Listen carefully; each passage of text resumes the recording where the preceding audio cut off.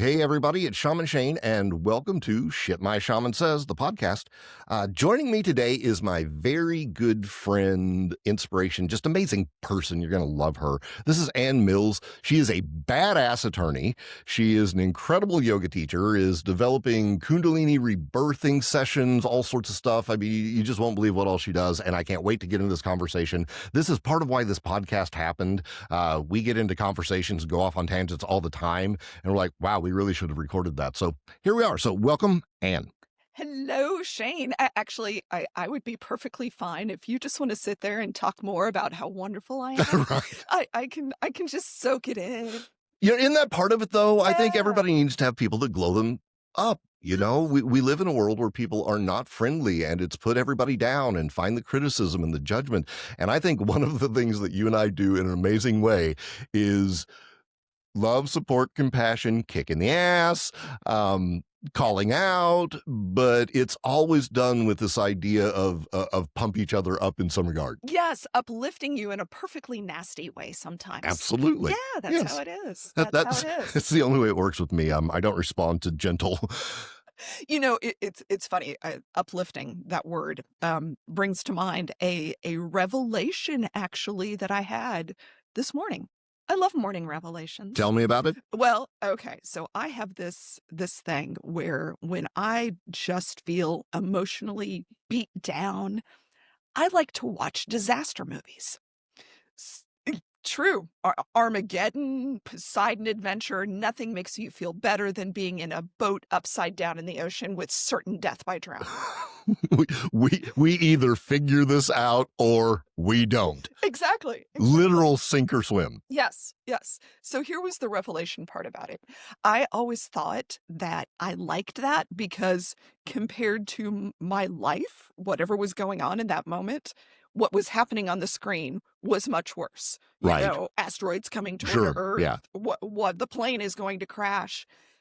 But my revelation this morning was that wasn't really what I liked about it. I mean, internally, maybe that's part of it, but it was the certainty that with the vast majority of these movies, and certainly the ones I watch over and over again, there was a happy ending. Right. Things got figured out. Totally different thing, but I've used this with clients. I say totally different. You'll get where I'm going. The original Rambo movie. Oh, yeah. The first Rambo. Mm-hmm. So the first 2/3 of the movie, Rambo is getting his ass kicked. It is terrible. Yeah. And I refer to it as the bandana scene. There's a moment where the music changes. He puts on the bandana and then he kicks everybody's ass. Yes. And it's that moment where they see the way they're going to get out of the critical situation. It's the moment where the solution comes. It's you used it while we were doing the setup today, the MacGyver moment. Exactly. So I think it's twofold, or it could be threefold. It could be, okay, my life is not as bad as Rambo in the woods. Yeah. Sure. It could be the certainty of there is a happy ending. Mm-hmm. Or it could also be this is familiar. I know the narrative for this. I know what's going to happen, and that's very comforting. Oh, I think all of the above. I love that you brought this in because we did not plan this ahead of time. The format that I'm going for here is let's just talk. And my revelation yesterday, it'll take just a little bit of setup, but I think you'll get why it ties in. I was watching this clip of a guy that was talking about being piss-offable. I don't think I've ever heard that. Well, that's what got my attention. Okay. I was like, okay, piss-offable, I'm in. That works. And his statement was, when somebody comes along and pisses you off, which means that they acted outside of your preferences in some way. Right. And you get pissed off, all that you've shown yourself is that you are piss-offable, that you hold the capacity for that to happen. And his follow-up statement is, that person was simply a means for you to access what was already inside of you. You were already piss-offable. You had the potential to be mad. You had the potential to be sad or whatever the emotion was, the experience that you choose to have. And that's where he left it. So then in yoga class last night, I brought that in and introduced it. And you know the process. Sometimes the message at the beginning of class, then we do class. I'm like, oh, here's why I'm actually saying it. And what I landed on was, if you've ever been happy in your life, then you have the potential of happiness inside of you. Why are you waiting for an external trigger? Mm. If you have the potential for great joy or humor or whatever, then all you have to do is figure out how to access that yourself instead of waiting for that person to come along and do that. So the part I love about what you're saying about the movies is there's that moment Yes. where they realize they have that thing inside of them that's being triggered by the disaster. Yes. We are in the Poseidon. We have to go upside down through this thing to escape this certain death in a very ugly way. And yet inside of myself, I found that I can do that. That means you had the potential to do it all along. The situation just allowed you access to that. Right. Right. It reminds me of one of my good friends, Randy. Randy often says that if you go around in life carrying a hammer, you are always looking for a nail. Mhm. So to the piss offable thing, that you had the capacity to be pissed off, you had the capacity to, Right. hit something over with your hammer. And Yep. so what is it? What is the other mechanism or thing that we can carry around so that we're looking for moments of happiness rather than something to whack? I actually would take that even farther. I'd expand on that. I think that we sometimes get too narrow focused in, I need to be this way. I need to be this person. I need to always be the paragon of peace and compassion or what the fuck ever. Right. And I think we need to actually consider carrying around a complete toolkit instead of any singular tool. There are times where a hammer's absolutely appropriate. Right. And there are times where the level is more appropriate, to wear out the metaphor. Yeah. But I think that the idea of becoming multifaceted instead of allowing yourself to fall into a singular response, and that's where, I'm always going to throw yoga at it. Yeah. Yeah. That's where take the breath. Mm. Take that moment, take the Yeah. breath. Get to where I've said this forever. You've probably heard me say this 10,000 times in the years we've known each other. Step out of reaction and choose your response instead. In the reaction moment, you have a hammer in your hand before you even knew it. In the response moment, you're like, what do I actually need for this? True. True. No, you're right on that. But to your point, if you carry a hammer, you're looking for a nail. The other thing is that some of us have a mindset that there's always a nail. Yeah.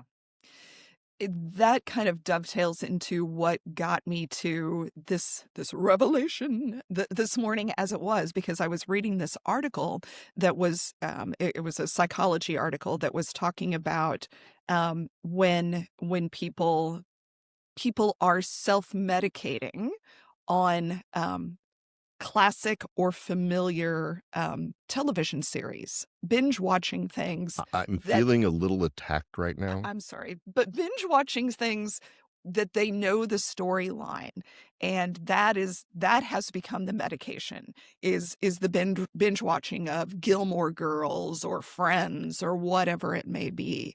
And it is a new type of therapy, apparently. So I find that very fascinating because that's me. Mm. I have an entire list of series that I want to start watching. Some of them are old because I don't keep up with stuff. Right. But people are like, have you watched this? Have you watched this? Have you watched this? I'll give you the example that everybody's on right now, Stranger Things. Oh. Knowing me, I've never seen Stranger Things. So that probably seems very odd to Like any of the seasons? never. The reason is everybody has talked it up so much, and that means the commitment to learning new characters, new names, new identities, Yeah. new storyline, all of that. And I will automatically resort to watching, I don't know, Star Wars Oh gosh. again. Oh, Like I can't quote it all the way through from start to finish. Yes. But it's like, oh, okay. Yeah. Uh, Yeah. Yeah, no, strange fact that reminds me of my husband and I didn't watch Game of Thrones as it was coming out. We binge watched it right before the last season. And the reason was way back, however many years ago, we started watching it, and I think it was maybe like the second episode where there was a dire wolf that was going to get killed. Yes. Did you Yeah. watch Oh, yes. did you watch it? And when we got to that moment, I shut it off, and I'm like, no. No, I'm not doing this. And so years go by, everybody's hyping up Game of Thrones, and my husband was like, let's try it again. I think we would like it. And I'm like, okay, but I'm going to find there was an online listing of every act of animal violence so that I would know when it was coming up and we could either fast forward or I could leave the room. I will not watch I Am Legend because they kill the German Shepherd. I don't care if it's a freaking zombie, whatever. Yeah.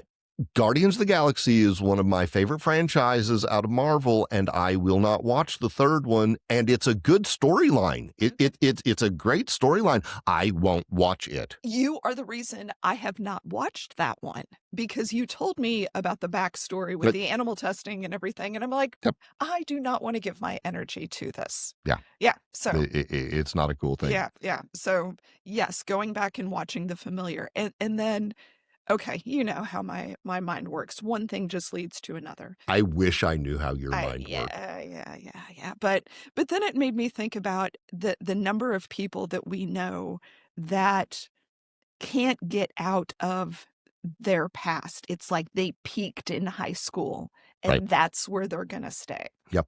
Which takes me to imposter syndrome, which is one of my favorite things. Yeah.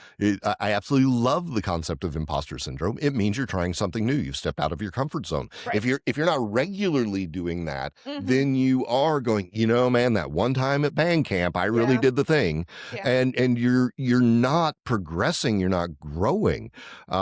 What we're doing right now. We're sitting at a desk in my office at Sage Studio, and we have a long history of working yoga and my shaman work, and we've collaborated on different things. And now it's like, let's do a podcast. If you guys could see the setup that is on this desk, it's one day we'll have to do a tour when we're big, and we'll show them what the humble beginnings were. But I think that even this is okay, we've never done this, and this is literally the first one. Yeah. And so I don't know that I would call it imposter syndrome, but it's definitely not the familiar. And yet, you and I having a conversation like this is incredibly familiar. So I'm going to suggest that the fix for the self-medication of the repetition of the familiar Yes. is to not try to go for totally unfamiliar, but to augment the familiar in a stair-stepping fashion into a different expression. You and I are used to having conversations. Years ago, I did recording broadcasting stuff, and now we have managed to merge those, and so we're not totally out of comfort zone because there is a familiarity, but it's not doing it the same old way. And so maybe that's a stair step for some people. It's the same thing on my side. I talk all the time. I talk for a living. I talk to clients. I argue in front of judges. And now I've started doing, videos for specifically the Kundalini rebirthing and other things. And now this is just one more stair step, as you said. So I wish you had the book or the finished DVD, because if you could have held that up right then, that would have been a perfect plug. And it is actually the segue that I want to go to. Before you tell me about the Kundalini itself, because I have a lot to say on that topic.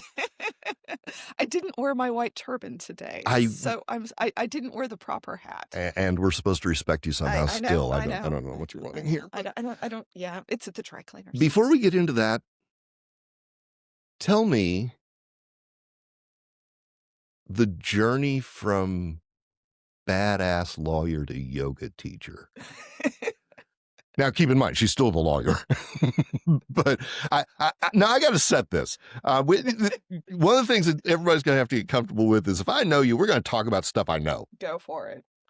I want you to imagine this lady coming in wearing a "you do not want to fuck with me" suit.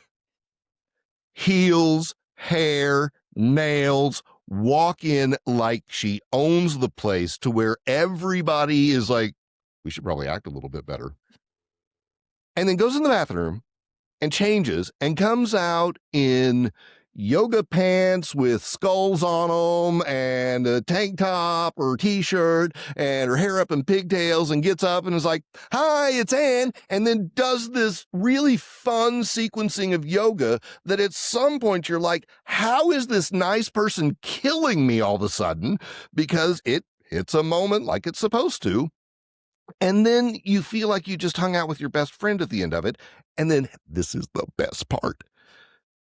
She forgets to bring different shoes, but she doesn't want to put the suit back on. So then you've got the yoga pants and the top and maybe a little jacket, hair's up, all of that, and the fuck around and find out heels. It is a look, okay? It is. I mean, it works. Yeah. I'm a firm believer that with confidence, anything can work. Anything. When I do presentations about courtroom work and trial presentation, I always tell people, you gotta stand up, you gotta own your space, just like you're in a mountain pose in yoga, and the heels make your mountain just a little bit higher. Oh, I love that. I love that. So now that they have the image, what prompted that courtroom suit person to open up the other side? To go to yoga. I think it is very much along the lines of what you were saying, which was stretching and being physical present in my body has been part of my life forever. Sure. Yeah. I've always worked out. I did dance and gymnastics as a kid, and as I got older, I was like, what was going to be the next thing? Mhm. And I had always heard you on the radio, at Alice, and The official shaman of the Kevin and Liz well, show. I remember that. And okay, so this is the, kind of woo-woo moment. I knew from hearing you on the radio that you and I were going to be really good friends. I've told you that for years. You've told me that for years. Do you remember the first reading that I ever gave you? I said, I see us working together. I don't know what that means, but we're great. And that was long before you were doing the yoga teaching or any of that. Yeah. So I knew we were going to be friends. You had your studio over on the east side of town at that point, and I decided to start and go. We've been over on Lark Street. Yes, that was it. And shockingly, I really didn't like you very much for a long time. And we revisit that question every now and then, right? No, tell them why. I know this story. No. There were so many occasions where you were doing some stupid ass thing that you still will subject people to, and I wasn't there yet in my yoga journey. We call those poses as teachers. Whatever. Anyway, and I'm miserable, and I'm literally like keep looking at the door of, can I just walk out? This is bullshit. Nobody could stop me if I want to go. No, I am not tied here. I could just go right out that door. But I didn't. And I stayed, and I kept going, and I kept improving. And you know how I am. When I get to a certain point, I want to keep going, and yoga teacher training was the next thing. Yeah. Yeah. And the part that you just said is probably one of the things I admire the most about you. You know how I say things around here. Yes. You always go full ass. There is no half-assing anything. I have a full ass. But I'm the same way. Yeah. I'm like, okay, if we're going to do this, then let's do this. Right. And I think the one of the side topics, because you know me, there's going to be sidestepping tangents. Your job is to keep me talking about what we were originally saying. Right. People are like, isn't yoga so relaxing? Depending upon what type and all of it afterwards, you and I both like to go at something. And so one of the bonding points of our friendship is we do high-flying yoga together. We do the challenge each other. We come up with the weird sequences that nobody's ever seen before. Right. I had people crawling all over the floor the other night. But in that is, even in something that you developed as a side thing, it's still growing and evolving. And it goes back to what I was saying earlier of, don't get out of You don't have to run a mile out of your comfort zone, step Right. 1 foot out of it.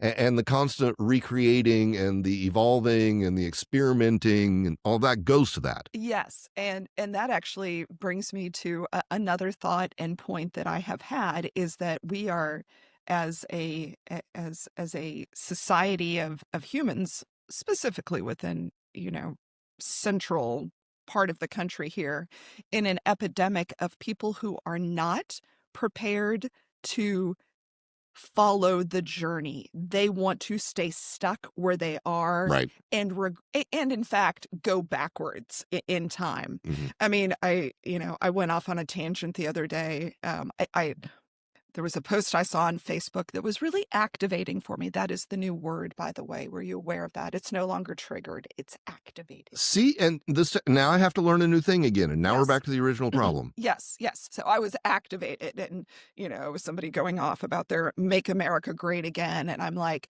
oh yeah, let's go backwards. 50 years ago as a woman, I couldn't get a checking account on my own.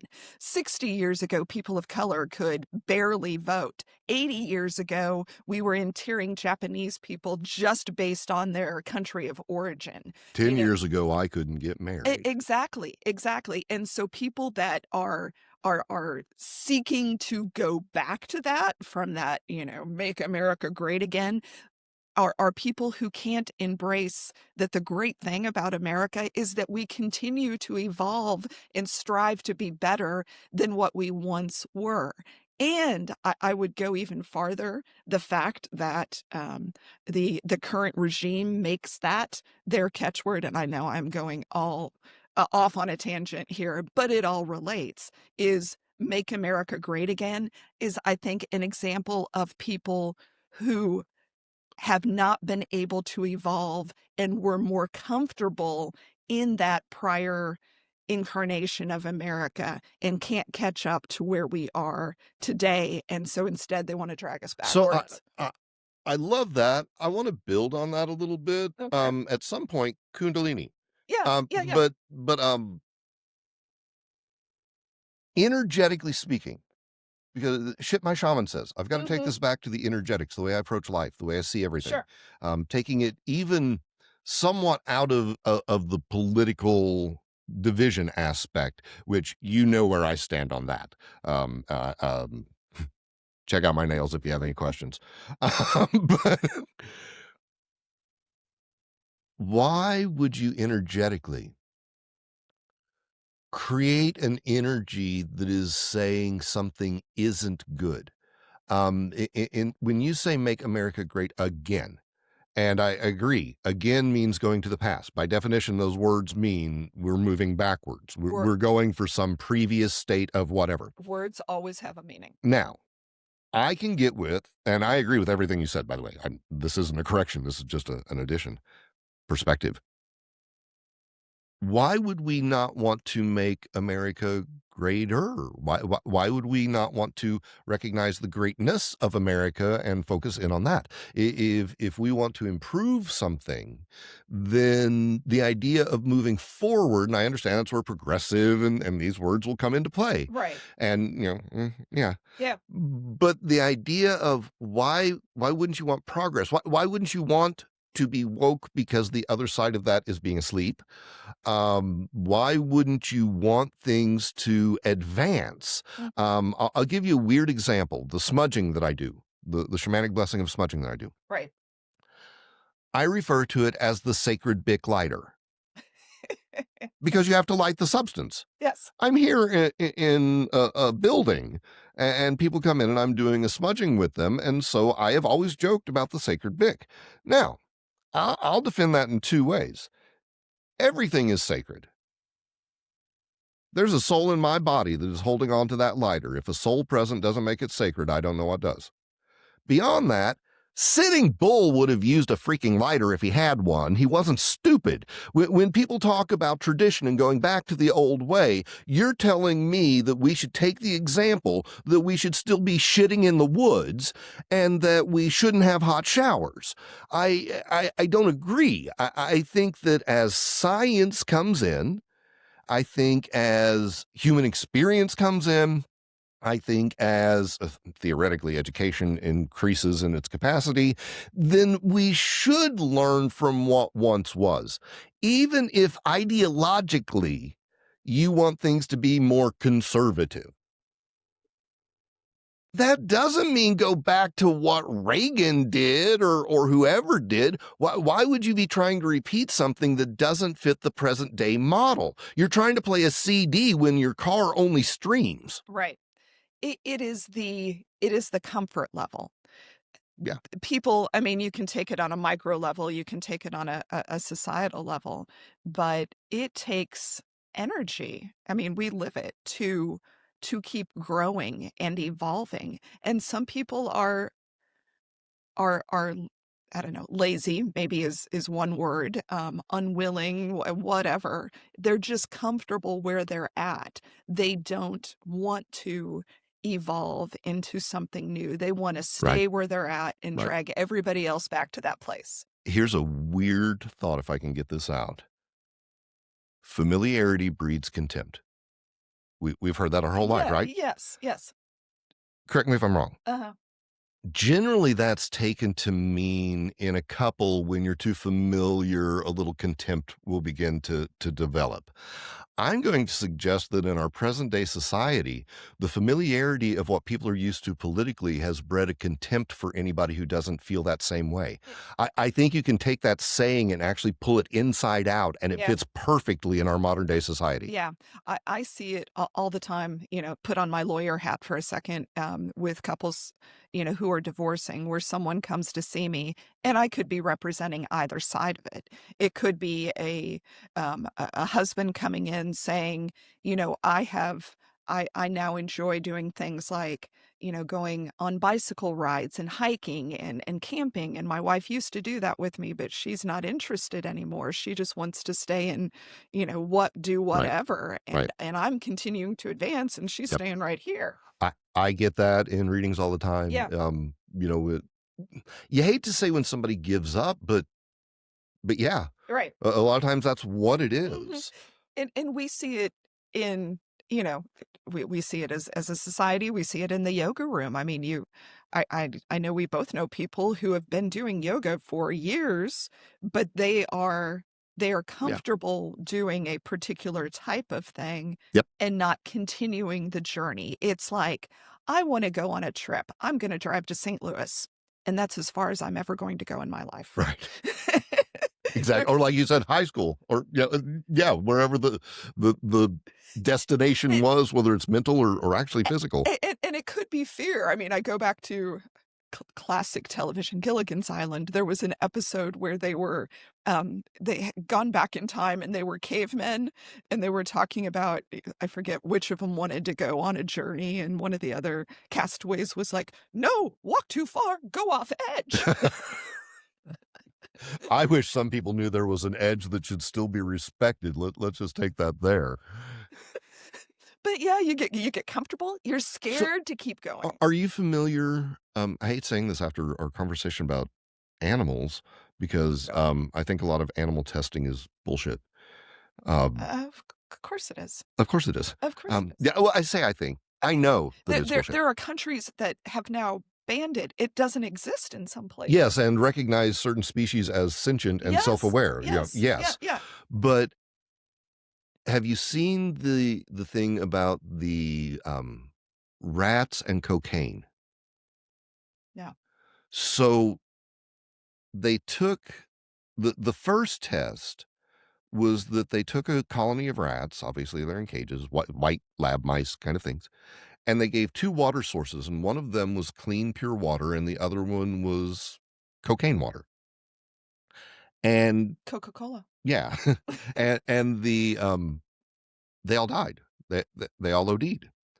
And they thought, okay, well, we've just proven that it's chemically addictive, that once you try it, you're just going to go back to it. And that was the long held belief for a very long time. Turns out that somebody was like, hey, wait a minute, let's try this. And they made like a rat amusement park in the cage with toys and wheels and interesting things and engagement and all of that.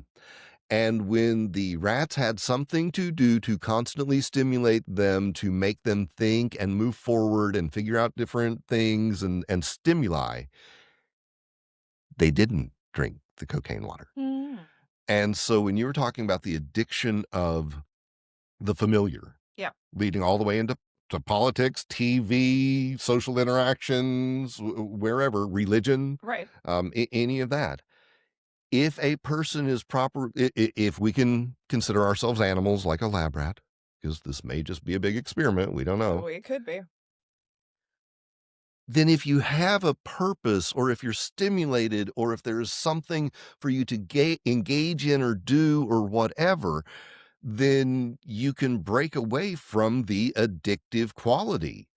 And, that's what you're saying is that whether it's a chemically induced shift in the brain, or it's a shift from too much TV or scrolling, or however you get your dopamine release, or whatever, then if you have something you're doing and engaging and growing and striving and challenging and, breathing and all the yoga stuff, but everywhere in life, Right. you just don't want the other stuff. Yeah. And so, of course, it does connect back to the Kundalini yoga rebirthing experience, because that experience is about stripping away the things that have deadened you. Hmm. For some people it's pain, for some people it's a traumatic experience that they just can't get past and can't progress forward. And so it becomes a way to process. In particular, we all know that the body holds our emotions. Absolutely. The body knows the score. It's Yeah. a famous book. And so it becomes, and I know you have different mechanisms like through the soul retrieval, but this is a mechanism to get rid of that layer that has gotten you stuck where you are, Mhm. so that you can finally notice, hey, here's a Ferris wheel for me. Here's, something else in the rat amusement park, Yeah. something else to put my focus on. And when you don't see that thing in front of you, Yeah. that's where you have to have your community. That's where you have to have the people. Because, like, when I started talking about doing a podcast, everybody was like, yeah, do it. And everybody's rallied around and pushed and all of that. Mhm. When we get together and we work in open studio just doing free flow yoga, just riffing off of each other, Right. it leads to discovery. It leads to the new thing coming up. Sometimes you don't know what that thing is. Yeah. Sometimes you don't know what Ferris wheel you want to get on, or whatever. And I think that we've all been brainwashed that there is a wrong way to live. Now, let's be clear. There's some really fucking wrong ways to live. Oh, there, here is what has escaped. There are standards, and Yes. standards are okay. Yes. Yes. Yes. Standards are okay. And it's part of what makes up a society. Yes. Okay. It is a social contract. Right. All right. Inhale, I'm exhale, yoga, namaste. yeah. Peace and Whatever. love, blah, blah. Also, yeah. But I think, what was I saying? I Oh, totally lost my yeah, train of thought. yeah. There is a way to live. There is, but outside of those standards, Yes. you can't get it wrong. So try the thing. And if it wasn't your thing, who cares? Okay. Try the next thing. I might not be saying it well, but the idea is you can't do it wrong. You can do it wrong if you hurt somebody else. Yes. Yeah, That's a standard. that should. Let's agree we don't hurt people, and Yes, let's yes, agree that we yes. yeah. But let's, I mean, again, it just, one thing grows into the other. We, try the next yoga pose. If you're stuck in your relationship that, you're not progressing, and you've been beat down so much that you don't even see that there is another way to live. Right. That's when you need something to pull you out of that. And then we go to the larger thing, when you are part of a community that tries to keep you beaten down and Yes. stuck in a particular place, Yeah. so you don't see all of the other options. So that was ultimately the point I was trying to get Okay. out, is that you've been brainwashed your whole life to think that you have to do things a certain way. Yes. and that if you don't do them that certain way, that you're doing them incorrectly. Yes. From religion to political indoctrination Mhm. to whatever. We all are the product of our childhood. Yes. And so we don't think we can do the thing outside of that. Yeah. And that's why I'm saying you have to treat life almost like a buffet. You don't know what you like until you taste all of it. Mhm. Now, again, standards, Yeah. but the concept, this is something I would love to come back in our society right now. Yeah. I wish we could get to the point where people acted like everybody knew what they meant and you didn't have to qualify things so much. You know what I mean? Oh, yeah. It's like you should be able to say, no, there's no wrong way to live life. And there be the understanding inherently Yes. Yes. that, don't kick puppies, don't children, and Yes. don't kill people. Let's start there. Yes. Or kind of like, you know, again, I go to the law, these tags and notices that are on products because people are stupid. Oh, yeah. And it's like, Right. no, don't sleep with your head under the pillow. Yeah. You got to have a warning for that. You may suffocate. I love the stuff that's like for external use only. Um, What are you going to do with that super glue? right. It's like, how did we get to this point? I don't know. I don't know. And so, if I go back to the idea of what I said in the beginning of I've got, this confession of I love the disaster movies.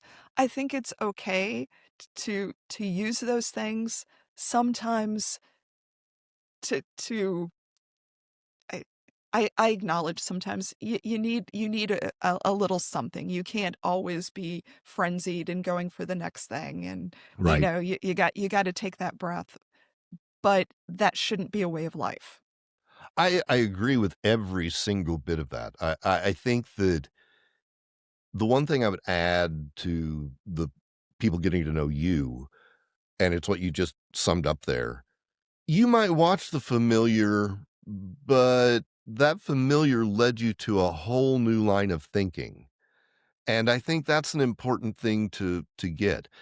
If you have a favorite song, go in and change the EQ on everything to where you can only hear the vocals and not that beat that you always listen to that song Yeah. for. Yeah. Take the lyrics entirely out of it. Get rid of the mid-range so that all that you hear is the bass part, Mhm. and allow yourself to appreciate something from a different perspective. So that's what I'm saying. We don't have to run way over here. Yeah. We don't have to jump into a whole new identity. You don't need a makeover.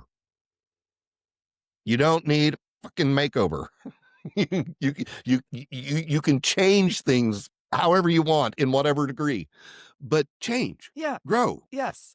Try the something new. I give my parents a lot of credit for the idea of let's see what's out there because they took us on trips as kids. Yeah. We traveled. I lived in different states.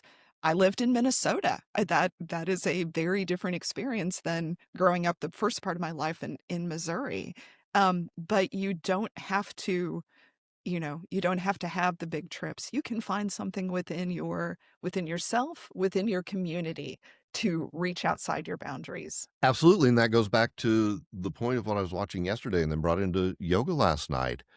We have all of those potentials inside of ourselves anyway. Yeah. Anything that you can experience in life because of whatever external trigger, you are capable of. Otherwise, you wouldn't have that experience in the moment. Right. The potential has always existed there. And so the key is figuring out how to access that potential without the need for trauma. Yes. Getting away from needing hyper stimulation or hyper validation or hyper whatever, instead of needing the big damn whatever at the end of it, allowing yourself to feel that satisfaction that I think is deeper because you're growing, you're evolving. We are souls, but we happen to be living in a purely sensory focused apparatus. That is true. Our body and emotions, everything about us is for the sake of keeping the machine going Right. or the machine perceiving the world around it. Yeah. There is I mean, a technique within the psychology world that is, I mean, just little techniques make a big difference. So to that point of we are in a sensory experience, if you're feeling beat down, you can't snap out of it. There's a reason that going and taking not a hot shower, not a cold shower, just kind of a tepid shower makes a difference because Yes. it's a different sensory experience. Breath practice, Yes. all of Yes. that. Yeah. And I think the whole key of that is if we can agree we have all those potentials Right. and we are this sensory apparatus, and that means that our soul is experiencing this world, and that has to be the main point. That has to be the point from my understanding. Yeah.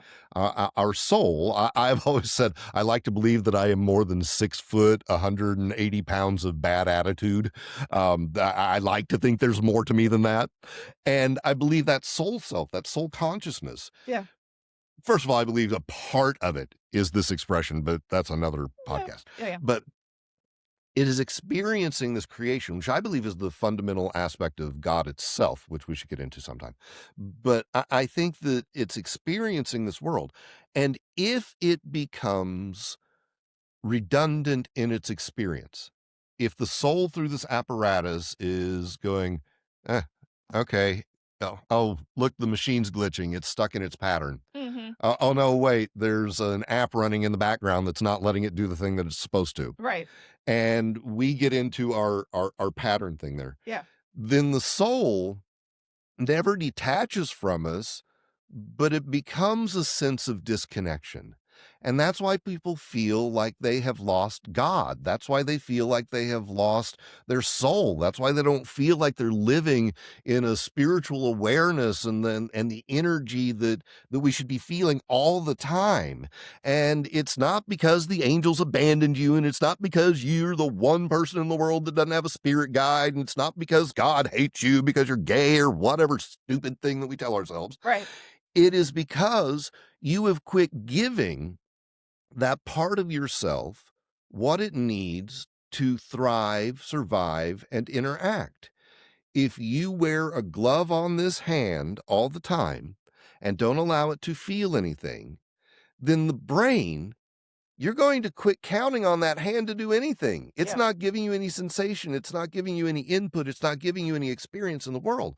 So I believe that most people who feel spiritually empty, that feel that they don't have that connection with their soul, is because they've become lazy in life, Right. because they haven't created new experiences for the soul to be like, wow, that's cool, or don't do that again. Yeah.